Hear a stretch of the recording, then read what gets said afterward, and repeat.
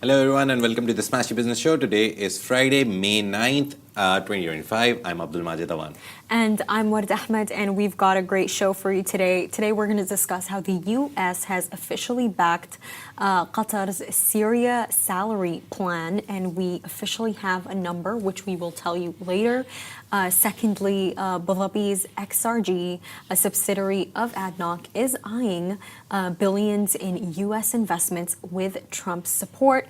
Thirdly, profit rises, but share price has fallen as Emaar has reported its strong Q1 2025 results. And finally, Emirates Airlines has become the most profitable airline in the world. And due to that, they have rewarded their staff with a 22-week bonus. First thing first, the United States has approved a Qatari plan to fund the salaries of Syrian civil servants, signaling a notable shift in Washington's sanctions policy towards Syria following the end of Bashar al-Assad's rule. The initiative, revealed by Reuters and confirmed by multiple sources, allow Qatar to transfer $29 million per month over 3 months, potentially extendable, to support Syria's public sector. Now, the payments will be distributed through the United Nations Development Program following a U.S. Treasury exemption from long-standing sanctions imposed on the Syrian government. Now, the exemption marks a significant moment of engagement with the new leadership of President Ahmed al-Sharaa, who has replaced Assad after years of civil conflict. Importantly, the U.S. exemption excludes funds for Syria's defense and interior ministries, a decision reflecting ongoing Western concerns over military influence, particularly from groups like Hayat Tahrir al-Sham, which also believed to still wield powers in parts of the country.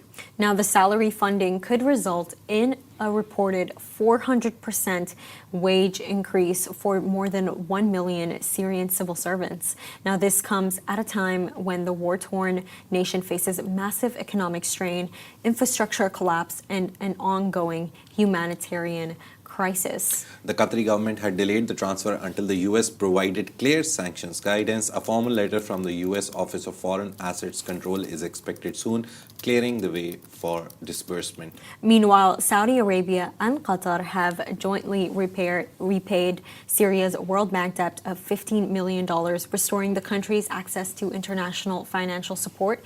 European nations are also reportedly easing their sanctions faster than the U.S., signaling divergent Western strategies in the post-Assad Syria. Yeah, everything is about US or Trump today. Actually, there's a lot of news going on because he's coming to Gulf. So this one also came out. But yeah, very interesting.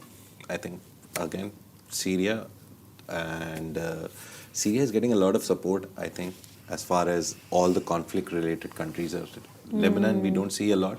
Syria is getting a lot. I think it's also because of its strategic location, Magic. Yeah. Because look, I do think that Qatar, they're trying their best to help the country stand again by whether it's repaying their World Bank debt or financing their employees who work for the government. But I also think it's a very smart political game here because there are so many countries that surround Syria that have a role to play in any possible war that might be triggered. So I think making sure that Syria is strong, making sure that Syria has strong borders, I think is a part of that plan. And moving on, an $80 billion investment firm from Abu Dhabi, XRG, is making headlines as it positions itself at the center of a major UAE push into the US economy. According to Bloomberg, XRG, a spin-off from ADNOC, basically a subsidiary, is preparing large-scale investments in energy, AI, chemicals, and data infrastructure. Now, backed by Abu Dhabi's financial strength, XRG is in active discussions with leading Wall Street banks, including Goldman Sachs and Morgan Stanley. Now, the firm plans to double in size over the next decade and is seen as a cornerstone of the UAE's $1.4 trillion U.S. investment strategy. That strategy aligns with President Donald Trump's economic priorities as he prepares to return He's in the White House. Trump is expected to visit Abu Dhabi next week, signaling stronger economic ties between the UAE and the US. XRG is seeking concessions from the U.S. administration, including access to restricted NVIDIA AI chips. That's why we saw His Highness Sheikh Tahnoon in Washington recently, tariff exemptions and fast-track merger approvals. Now, Abu Dhabi's stability is viewed as a strong asset compared to regional rival Saudi Arabia. The firm is led by ADNOC CEO and UAE Minister of Advanced Technology, Sultan Al Jaber, His Excellency. Wall Street sees XRG as a valuable new client, especially amid slower global deal activity. XRG's board already includes major figures like former BP CEO Bernard Looney and Blackstone's John Gray. Now, the firm will soon begin deploying capital into high-value U.S. sectors, aiming to be a strategic force, not just a financial backer. Majid, why do you think they included them in the board?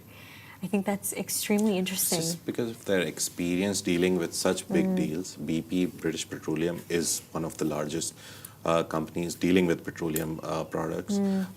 Then Blackstone, again, after our bigger friends, Blackstone is one of the most prominent asset managers in the world.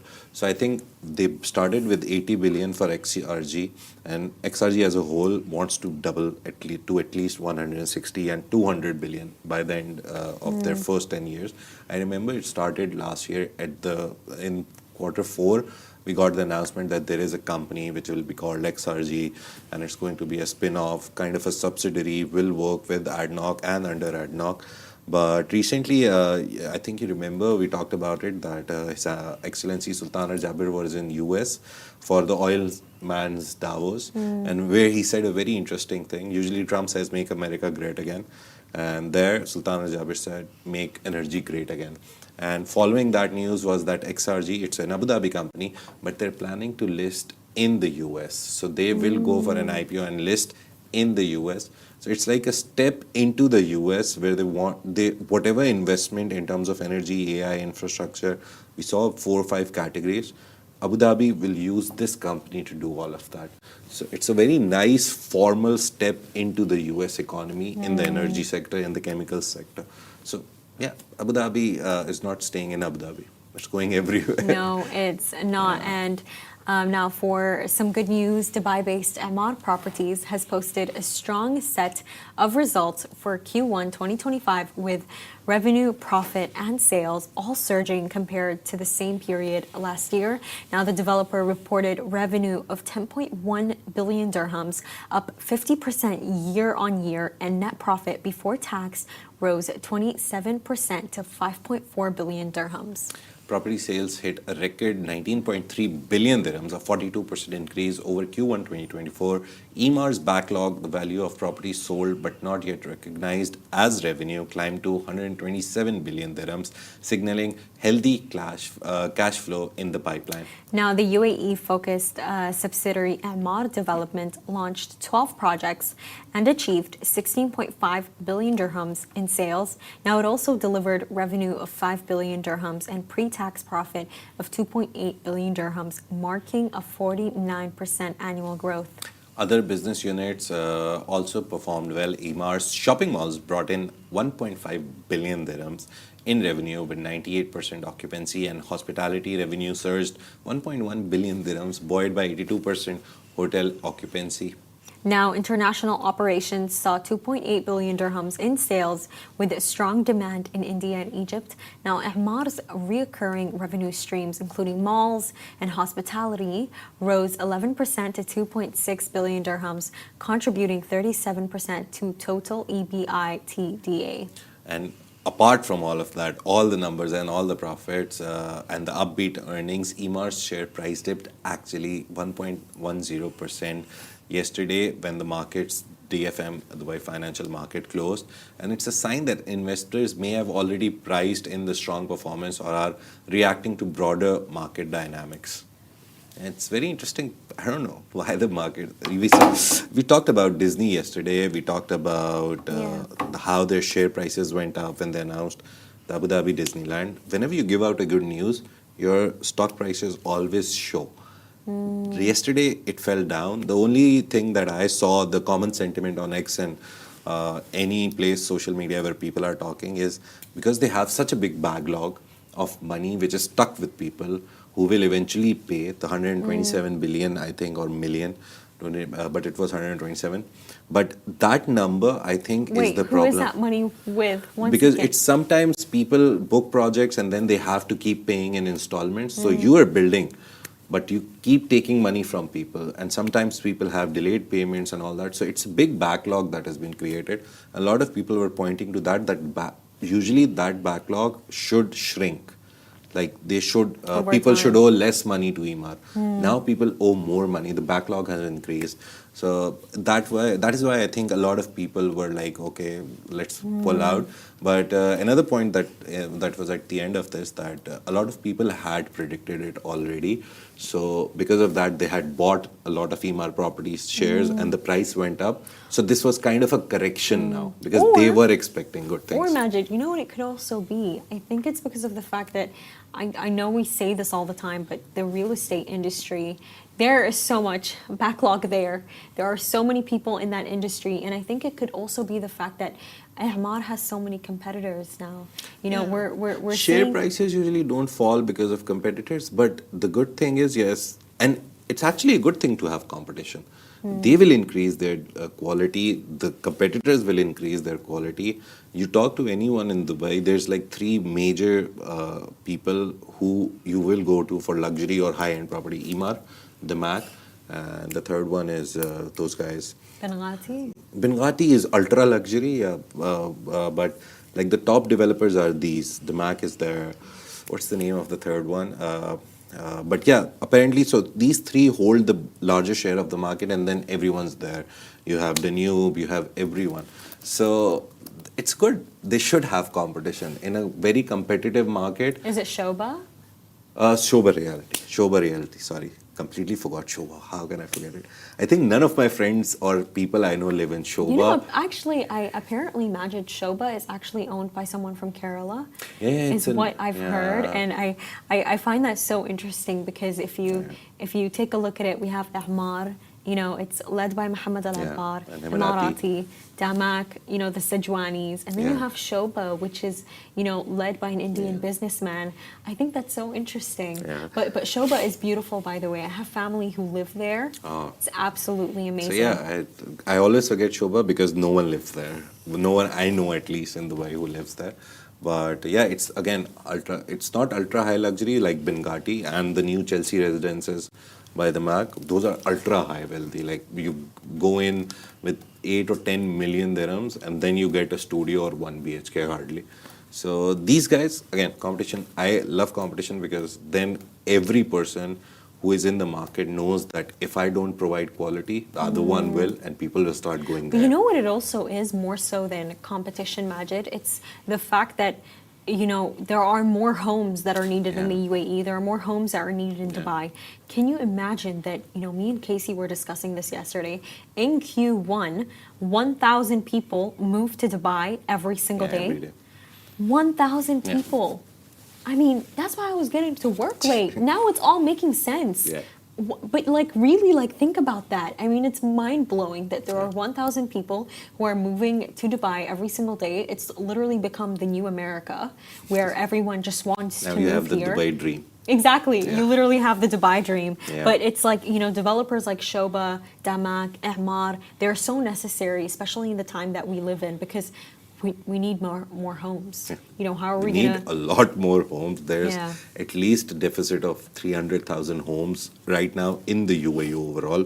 So, yeah, let's see sooner or later. See, they have plans. They have urban master plan for the amount of people that are coming in. They predict the population overall of the UAE will go up. Dubai's population will go up by 2030, by 2040. So they have so many plans in place.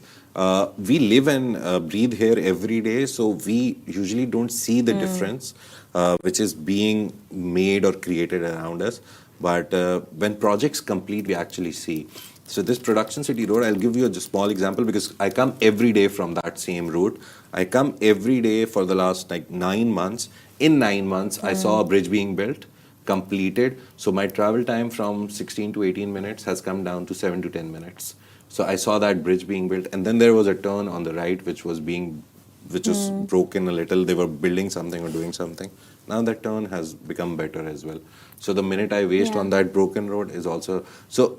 Every day you do it, you don't feel it, but every day they're doing something to make it easier for you. I just got more information on the founder of Shoba. They call him PNC Minan. Nice. And basically, he grew up in Oman. He was a businessman. He grew everything from Oman, and then he expanded it into the Gulf. And Nice. he was born in Kerala. So I think it's a beautiful cultural layer there that we're getting. Okay, the fourth story, sorry, I rolled a little down, but we'll start the fourth story. It's about the Emirates Group, and everyone knows Emirates Group is one of the biggest groups, flying powerhouses in the world. Let's just scroll back a little quickly. Just bear with me. But Emirates Group and Emirates Airline have become the most profitable group, an aviation-led group and airways in the world. So they announced their strongest financial results ever, reporting a record-breaking performance for the 2024-25 financial year. Total group profit before tax reached 22.7 billion dirhams, up 18% year on year, while revenue climbed to 145 billion dirhams. Now, with Emirates Airlines, this milestone marks the first full financial year in which the newly introduced UAE corporate tax has been applied. After accounting for the 9% tax rate, the group still posted an impressive profit after tax of 20.5 billion dirhams, reaffirming its position as the world's most profitable aviation group. Yeah, and in recognition of this extraordinary achievement, the Emirates Group has awarded its employees a bonus equivalent to 22 weeks of salary. I hope Augustus Media becomes the largest media brand in the world and we get a 22-week salary bonus as well. But yeah, the company's workforce grew 9% during the year, reaching a record 121,223 staff worldwide. Now, Emirates Airline alone posted a record profit of 19.1 billion dirhams as passenger numbers rose to 53.7 million and cargo operations expanded. Now, operating cash flow reached 40.8 billion dirhams, while fuel costs declined to 32.6 billion dirhams, making up 31% of total costs. Dinata, the group's ground handling and service arm, also delivered solid growth, with revenue up 10% to 21.1 billion dirhams and profit before tax rising to 1.6 billion dirhams. Dinata handled over 3 million tons of cargo and launched new operations in key global markets. Now, Chairman Sheikh Ahmed bin Saeed Al Maktoum praised the group's resilience and leadership, stating, "We enter the year ahead with excitement and optimism." Now, with 14 billion dirhams invested in fleet, tech, and infrastructure, Emirates Group is preparing for even greater heights next year. Now, with this story, Majid, it's that saying that goes, who controls the air controls the power dynamics in the world. And this is why the UAE is so great now. They quite literally are taking on every single industry and doing it extremely well. I mean, it's completely crazy. I think with the arms race, it doesn't necessarily exist in terms of name, but it's there and they're leading it. The good thing is, Dubai usually, like 10 years ago, just say let's assume 10 years ago, people didn't understand the importance because it was the center of the world even then. But the business hubs were America and Europe on one side of the planet Earth, and on the other side, Asia was still growing. China was still a power at that point also, but India was growing. Pakistan, to an extent, was doing good. So all that Asian region and the European region, there was a very big financial inequality. Europe and America were great. Asia was like underdeveloped level, and Middle East wasn't a center because everyone was flying this side. Now Asia grew. India became the second largest growing economy in the world. China is the largest growing economy in the world, and the capital flow has somehow come from both sides to the middle. So Dubai not only because they're in the center of the world have become important, they're in the center of the world, have the capital, and have the capacity to fly people out on both sides. So it's so many variables where Dubai becomes a hub, the central hub for everything, for travel, for business, for everything. That is why the traffic that we see on Dubai airport, DXP, that also contributes to this, because it's not only people coming to Dubai, it's people taking connecting flights from Dubai to the west and then connecting flights from west, from center to east. So people are literally flying everywhere from here. So that is one thing, and Emirates is already a very good airline, service-wise, money-wise. To be honest, if you pay 200 or 300 dirhams more in comparison to any other flight, you will feel the difference. So you pay 200 less, you'll have to go through a lot of things that you don't have to go in Emirates. The food is better, the service is better, everything is better. The Yes, planes it are better is. sometimes also. It really is. And that's a wrap for today, everyone. Thank you so much for tuning into the Smashy Business Show. Make sure to follow us across all social media channels at Smashy Business and stay ahead with our daily newsletter. You'll find the subscription link in the description. Enjoy your weekend. This has been a Smashy Business Show, a Smashy Business production, part of the Augustus Media Podcast Network. A big shout out to our 1.6 million monthly listeners. If you're one of them, thank you so much for listening. Have a great weekend. Take care. Bye bye.